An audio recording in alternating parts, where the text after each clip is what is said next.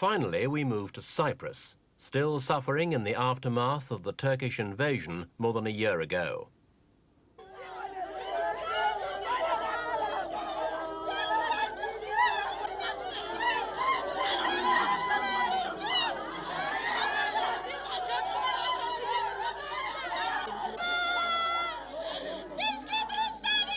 The agony of an island divided.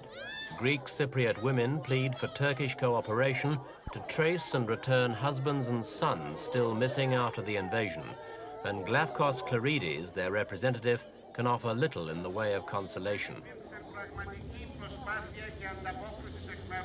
The country's in limbo, and the Greek Cypriots especially are bitterly frustrated at the lack of progress in talks to decide the future of both Greek and Turkish communities.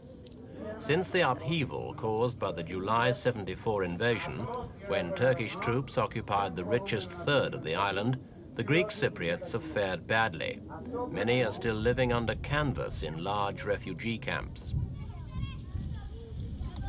Near Larnaca, in this camp, are almost 1,000 Greek Cypriots displaced from the villages around Famagusta.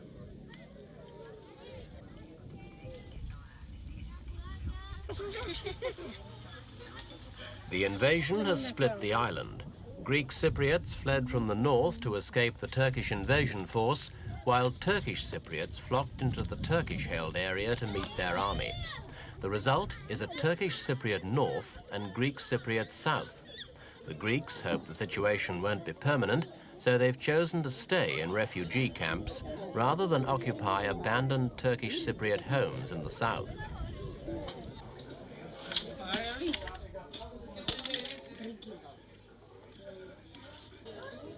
200,000 Greek Cypriots are living in similar camps.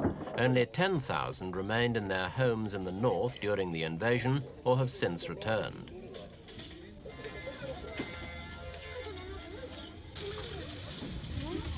When British MPs recently visited this camp, they were left in no doubt that Britain was being partly blamed for the present situation. As one of the guarantors of Cyprus's independence, Britain might have intervened 14 months ago to try and stop the Turkish takeover. That she didn't clearly angered many Greek Cypriots whose families have been disrupted. This lady comes from Karamaz, and she's got and she has a missing son as well. The voluble old woman telling her troubles to the English parliamentarian Arthur Bottomley is typical of hundreds who've lost track of their relatives. They don't know whether he's alive or dead. They have absolutely no information, and they live under this suspense. Turkish Cypriots are better off.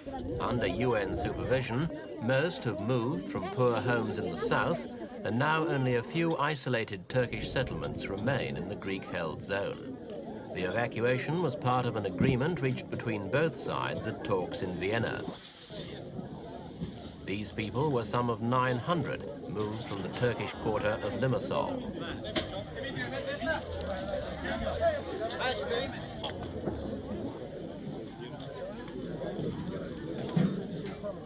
In all, the Turkish Cypriots claim to have rehabilitated 60,000 of their families, many into former Greek Cypriot homes, which they say has released 60,000 Turkish homes for occupation by Greek Cypriots in the south.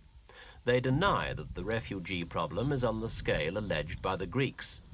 But most of the former Turkish Cypriot villages in the south remain deserted, while the people who left them have now consolidated their occupation of northern Cyprus to the point where it has become a separate Turkish state in all but name. The division, in practice anyway, has already been made. Despite the help of the United Nations, negotiations have been fraught and fruitless. Always present is the threat by the Turkish Cypriot negotiator, Mr. Rauf Denktash, to split Cyprus in two by declaring the north independent, though diplomatic exchanges make it all sound so cordial. I'm glad that the Secretary General of the United Nations has been able to bring the two sides together, and I hope that in these talks, Mr. Clarides and I will be able to find the avenue which will lead in the right direction towards a just solution. If we can achieve this in the short time available to us in this historic city, I think the Secretary General's mission and ours will be crowned with success. We have come to this conference with goodwill, flexibility, and will make every effort to bring about a just solution of the Cyprus problem, which could be freely accepted by both communities and thus provide a permanent peace in Cyprus. Turkish Cypriot frustration at the stalemated talks led to a referendum in June. Turkish Cypriots were asked to vote on whether they wanted the Turkish-occupied north to break away from the rest of Cyprus to form a so-called federated state. Since the northern third of the island is potentially the most prosperous part of the country, it wasn't surprising that the vote was a landslide in favor of hiving it off and retaining it in Turkish Cypriot hands. Sayın halkımızın oylamasına sunulan Kıbrıs Türk Federe Devleti Anayasası, liyakat tarihinin 1 Mart 1975 olarak tespit edilmesine rağmen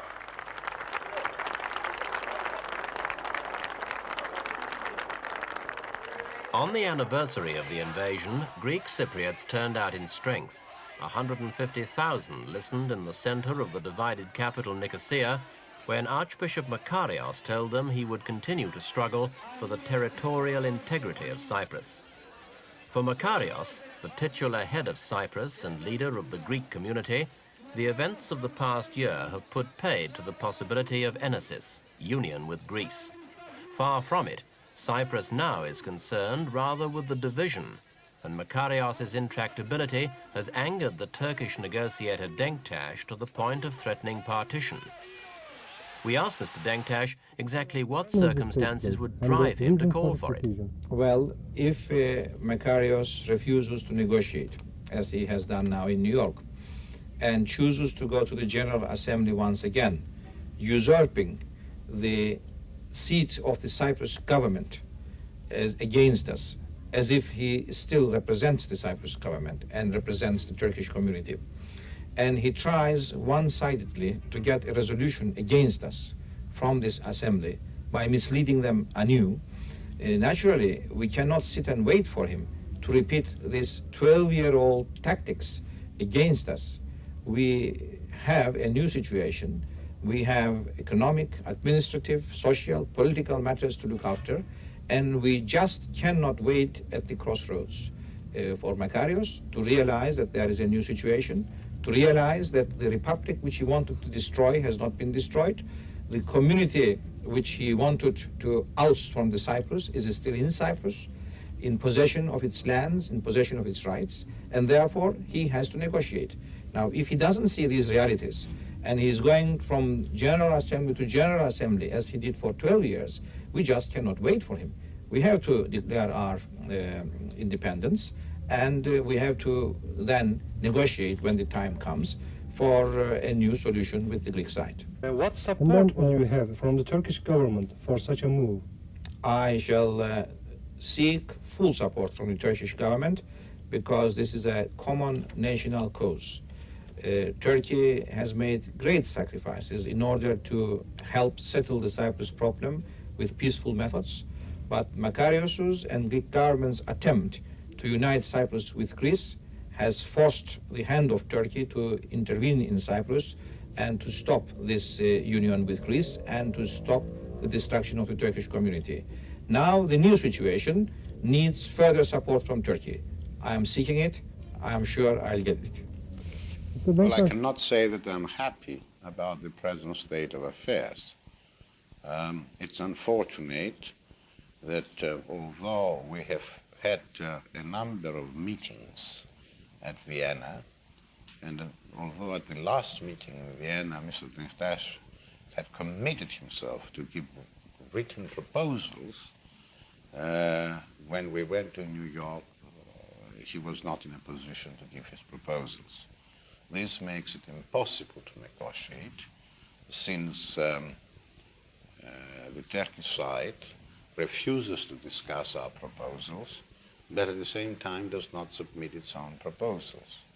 And therefore, proper negotiations cannot be conducted under the circumstances. Both sides, in the last set of talks, have accused the other of going back on their stated position. Are the accusations that are flying around in the air now too much to be easily patched up? Well, I don't think it's a question of accusations. The question is, the Turkish side had claimed that it was unable to submit proposals in view of the Turkish elections in October. Well, the answer to this problem is, will they give any proposals after October? And in this respect, the Turkish Cypriot negotiator, Mr. Denktaş, was not in a position to commit himself. If they still want negotiations, meaningful negotiations, there is nothing to prevent them from submitting proposals after the Turkish elections.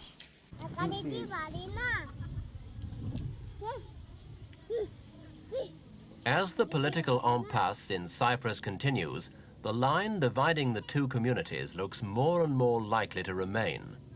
Unless the elections in Turkey this month prompt major policy changes in Ankara and Athens, Cyprus, caught in the middle, will continue to suffer.